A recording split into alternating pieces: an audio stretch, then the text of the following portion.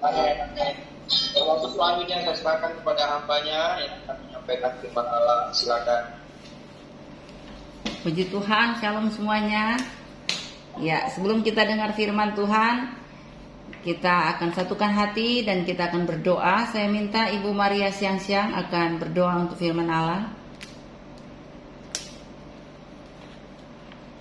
Kami mengucap syukur Tuhan pada malam hari ini Tuhan. Bukan satu kebetulan, tapi oleh satu kemurahan Bapa, kami bisa berkumpul melalui Zoom ini Tuhan, Tuhan ministry ini Tuhan. Engkau juga berkati hamba-Mu PSI yang ada di luar ini Tuhan, perlindungan Tuhan. Engkau juga jaga kesehatannya buat hamba-Mu PSI ini Tuhan juga. Terus ini akan menyampaikan firman-Mu Tuhan pada malam hari ini Tuhan. Kau pakai hamba-Mu ini Tuhan, semakin hari semakin dipermudahkan. Terima kasih Bapak, kami siap untuk mendengarkan firman-Mu pada malam hari ini Tuhan. Di dalam nama Tuhan Yesus kami bersyukur. Haleluya. Amin. Ya, puji Tuhan. Sebelum kita akan mendengar firman Tuhan, bagi mereka yang masih menyalakan suara di dalam Zoom ini, tolong dimatikan ya. Minta tolong Saudari Francisca Celia akan melihat mana yang masih bersuara. Oke. Ya, puji Tuhan. Selamat malam, shalom semuanya. Saya percaya semua yang ada di Zoom ini ada 69 orang. Semua dalam keadaan baik-baik saja. Ya, sehat dan kuat. Pak Oce, ya sudah dengan jempolnya berarti sehat dan kuat. Ibu Sriana, Ibu Meli, Ibu Syomei, semua sehat ya. Ibu, amin. Ibu Willy, Ibu Rahmawati, Bapak Pendeta Yosua, Bapak Andre, Ibu Santi, Ibu Dewi Santi, Pak Johan ya, Ibu Neti, apa kabar? Saya percaya kita semua penuh dengan sukacita pada malam hari ini. Puji Tuhan. Dan semua saya sapa 69 orang dengan kasih Kristus. Saya yakin kita memperoleh sukacita dari Tuhan malam hari ini. Sebelum kita beristirahat tidur, kita mau dengar firman Tuhan. Dan hari ini saya ambil topik tentang pemalas. Oke, saya minta Ibu Rahmawati akan bantu saya untuk membaca firman. Silakan Ibu Rahmawati akan buka di dalam Amsal pasal 6. Amsal pasal 6 ayat yang ke-9 dan ayat yang ke-11. Amsal 6 ayat 9. Hai pemalas, berapa lama lagi engkau berbaring? Bilakah engkau akan bangun dari tidurmu? 11. Maka datanglah kemiskinan kepadamu seperti seorang penyerbu dan kekurangan seperti orang yang bersenjata. Puji Tuhan. Dikatakan bahwa semua pemalas akan diserbu dengan kemiskinan dan akan alami yang namanya serba kekurangan. Saya percaya tidak ada di streaming ini yang punya cita-cita untuk menjadi orang miskin dan hidupnya dalam kekurangan. Hanya orang yang gangguan jiwa yang kepingin hidupnya miskin. Semua di streaming ini tentunya menghendaki supaya ada perbaikan hidup, supaya kita makin maju, makin kaya kalau perlu, dan kayanya kita untuk jadi berkat. Kira-kira Ibu Maria Siang-Siang pengen jadi kaya? Ya jelas dong ya. Kira-kira Ibu Rahmawati pengen jadi kaya? Ya jelas dong ya. Amin, amin. Nah, tentunya untuk menjadi seorang yang kaya dan diberkati, semua harus melalui proses. Tidak ada yang instan. Makanya dikatakan di sini bahwa jangan pernah jadi orang malas. Kalau saya melihat pemalas yang dimaksud oleh Amsal ini dengan menggunakan bahasa Ibrani, kalau kita melihat malas itu dia menggunakan kata atzel yang berarti malas dan tidak cekatan. Orang yang malas itu kerjanya lambat. Sementara orang yang rajin pasti cekatan. Apalagi kalau dia lihat ada sesuatu tujuan yang jelas, pasti dia akan cekatan untuk merebut apa yang dia impikan. Misalnya saya bilang, kalau kita punya tujuan di dalam hidup, pasti kita akan berusaha untuk supaya tujuan itu bisa kita raih. Karena ada tujuan, maka akan bangkit motivasi, akan termotivasi, akan menjadi penyemangat bagi kita. Sementara kalau kita lihat orang malas, dia tidak cekatan. Bahkan dikatakan dia itu hanya menunggu-nunggu saja. Asal yang dimaksudkan di sini yaitu orang yang suka mencuri waktu untuk bersantai. Bersantai boleh, tetapi kita harus tahu tanggung jawab kita di hadapan Tuhan. Santai itu boleh, ya, me time itu boleh, tetapi kerjakan dulu apa yang menjadi tanggung jawab kita, sehingga kita tidak akan terbengkalai dalam soal tugas, bahkan kita tidak akan diburu oleh kemiskinan. Nah, kita lihat bahwa kalau orang yang bertanggung jawab dalam hidupnya, tentunya dia tidak malas. Waktu bekerja, dia tetap bekerja keras. Tetapi kalau orang malas, dia suka curi waktu untuk bersantai. Waktu kerja, dia ambil waktu untuk bermain, ya, bermain game, atau mungkin datang sih pagi di dalam pekerjaan, di kantor datang pagi, tetapi datangnya itu bukan langsung kerja, tapi buka notifikasi, buka Facebook, Instagram, ya, buka sesuatu yang sebenarnya tidak penting bagi kita. Buka Facebook, melihat wow apa yang viral hari ini. Nah, itu saya bilang, kadang-kala kita kelihatan rajin, tetapi yang kita lakukan tidak sesuai dengan apa yang menjadi tanggung jawab kita. Kelihatan sih kerja, tetapi kita buang-buang waktu. Ada yang begitu di sini? Kelihatan sok sibuk sekali, tetapi kerjanya itu tidak ada faedah. Kerjanya itu nggak sampai tuntas. Makanya dikatakan bahwa pemalas itu dia suka membuang-buang waktu. Dia suka bersantai, dia curi waktu untuk kesenangan pribadi. Sementara dia mengabaikan tanggung jawabnya baik di hadapan bosnya maupun di hadapan Tuhan.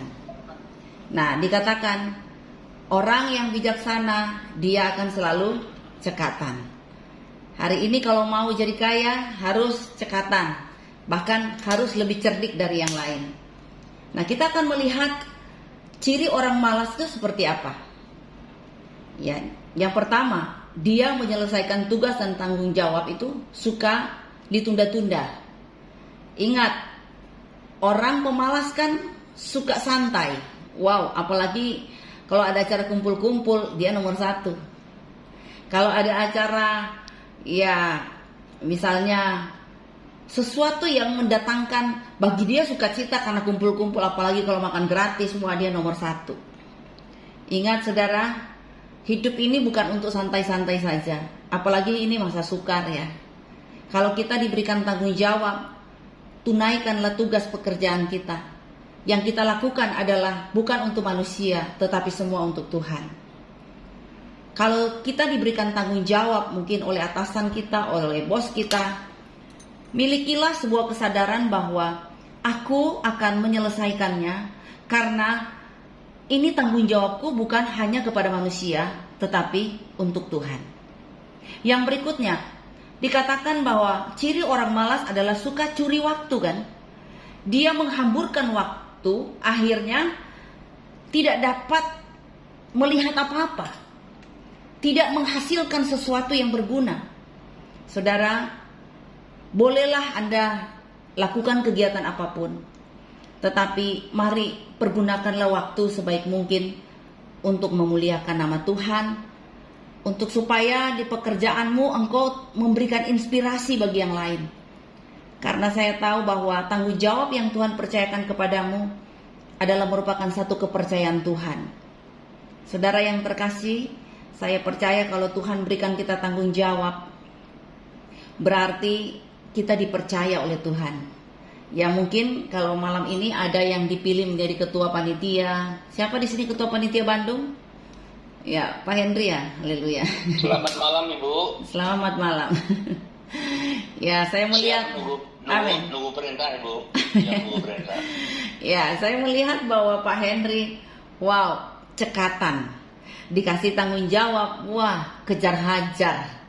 Nah, Amin. ini merupakan satu tanggung jawab kita, bukan kepada Bapak Gembala Bandung ya, tetapi kita sedang bertanggung jawab kepada Tuhan yang memberikan kepercayaan. Jadi saudara, kalau kita dikasih kepercayaan itu hargai. Kalau kita dikasih kesempatan untuk melayani, biarlah kita lakukan semua itu dengan segenap hati dan semua untuk Tuhan. Saudara, berlelah untuk Tuhan. Yang dapat upah siapa? Bukan tetangga, tetapi yang dapat upah mereka yang bekerja keras di bawah matahari sambil mengandalkan Tuhan. Amin. Nah, ciri orang malas berikutnya, dia lebih suka tidur atau bermalas-malasan. Tidur sebentar lagi. Ya, coba baca lagi Ibu Rahmawati tadi ya. Ada di dalam Amsal pasal 6. Ya, Amsal pasal yang ke-6 ayat yang ke-10, coba dibaca. Tidur sebentar lagi, mengantuk sebentar lagi, melipat tangan sebentar lagi untuk tinggal berbaring. Nah, ini nih. Orang malas suka tidur-tiduran. Bangun pagi, ku tidur lagi. Ya. Pak Johan sampai goyang-goyang kepala. Ya. Bangun pagi bukan kerja keras, tetapi bangun pagi, wow, yang dia tonton adalah berita-berita horor gitu ya. Akhirnya apa? Kehilangan damai sejahtera. Bangun pagi, lipat tangan, ya. Saudara, harusnya kalau kita orang yang menghargai apa yang Tuhan percayakan, kita nggak lipat tangan, tapi kita akan turun tangan, betul? Kita bukan seenaknya, wow, dikasih tanggung jawab, gampang, besok bisa. Karena memang kita melihat gaya hidup orang pemalas itu kuncinya seperti ini ya. Dia akan selalu berkata begini, sebentar lagi, nanti aja, gampang ya. Dia selalu menggampangkan segala sesuatu, akhirnya dia tunda. Dia tidak tahu bahwa dia ini sedang diburu waktu. Kalau kita main-main dengan waktu, waktu tidak akan kembali. Sampai pada akhirnya, kalau kita tidak tuntaskan pekerjaan kita hari ini, kita akan tergesa-gesa dan terdesak. Dan kalau orang-orang sudah terdesak, sudah tergesa-gesa, pasti akan menimbulkan dosa. Saudara, Tuhan tidak pernah merancangkan kita untuk menjadi miskin. Tapi Ulangan 8 ayat yang ke-18 dikatakan begini. Kita diberikan kekuatan untuk memperoleh kekayaan. Yang Tuhan kasih kepada kita, nggak kebalik ya. Bukan kekayaan dulu baru kekuatan, tetapi kekuatan dulu baru kekayaan. Kalau Tuhan memberikan engkau panjang umur hari ini, apalagi yang masih usia produktif, kerjakan bagianmu, selesaikan pertandinganmu dengan baik. Jangan melihat ke kanan, ke kiri atau ke belakang, tapi lihat ke depan. Ada perkara-perkara dahsyat, perkara-perkara supranatural Tuhan akan kerjakan bagi kita.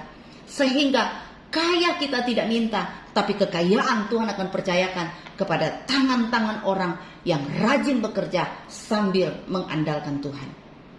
Bapak Ibu, hargai waktu yang Tuhan percayakan kepada kita. Jadilah orang yang rajin, jadilah orang yang cekatan.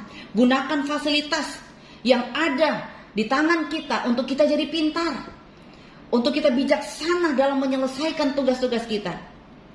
Dan bangun gaya hidup yang benar di hadapan Tuhan. Saya yakin saudara, bahwa kalau engkau bertanggung jawab dengan hidup, maka engkau akan bangun lebih pagi dari orang lain. Engkau akan selalu bangun. Ya, saya percaya kalau orang yang pintar, orang yang bijaksana, dia dapat mengatur kehidupannya, mengatur waktunya. Bahkan sampai waktu untuk bangun pun dia sudah terkonek selalu, saudara.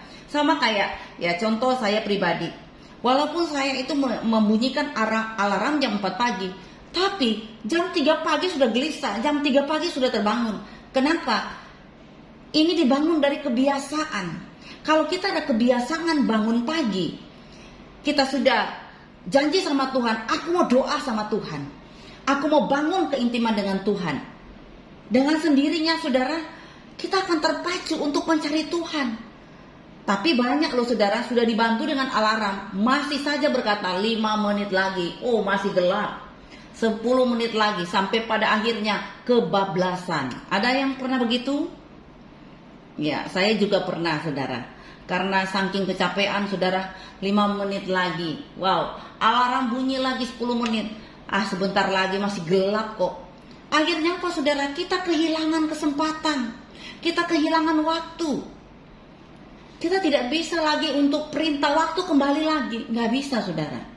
Makanya untuk kita di sini, ya kaum milenial yang masih usia produktif, gunakanlah waktumu yang Tuhan percayakan. Jangan suka bangun terlambat. Saya senang dengan apa kata papa saya dan oma saya.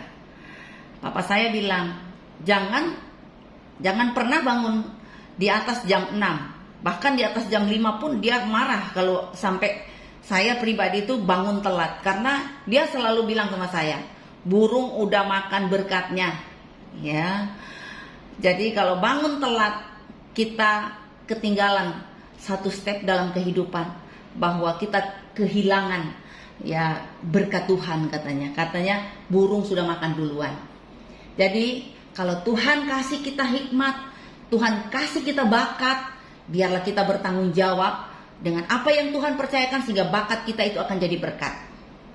Saudara, orang malas kita lihat, ya sering ya kita lihat dalam perjalanan kehidupan. Dia suka sekali mengeluh dengan keadaan, suka mengeluh bahwa aku kok serba sulit ya. Dia sering mengeluh bahwa kenapa kok orang lain lebih kaya, lebih pintar, kenapa kok aku enggak? Saudara, inilah ciri orang malas, suka sekali mengeluh. Padahal dia tidak pernah bekerja dengan baik, dia tidak pernah menghargai apa yang Tuhan percayakan. Kerjanya mengeluh setiap hari. Saya pastikan saudara, engkau yang dipercayakan Tuhan mengemban tugas dan tanggung jawab dalam pelayanan, dalam pekerjaan. Bahkan mungkin sekarang ada tanggung jawab yang diberikan kepada Bapak Ibu, sekarang ini mau Natal. Saudara, gak usah mengeluh dengan apa yang Tuhan percayakan kepada saudara. Mari katakan di hati, deklarasikan, aku pasti bisa. Bersama dengan Yesus, aku akan lakukan perkara-perkara yang besar. Ingat, kalau kita setia pada perkara-perkara yang kecil, Tuhan akan percayakan kita pada hal-hal yang lebih besar lagi.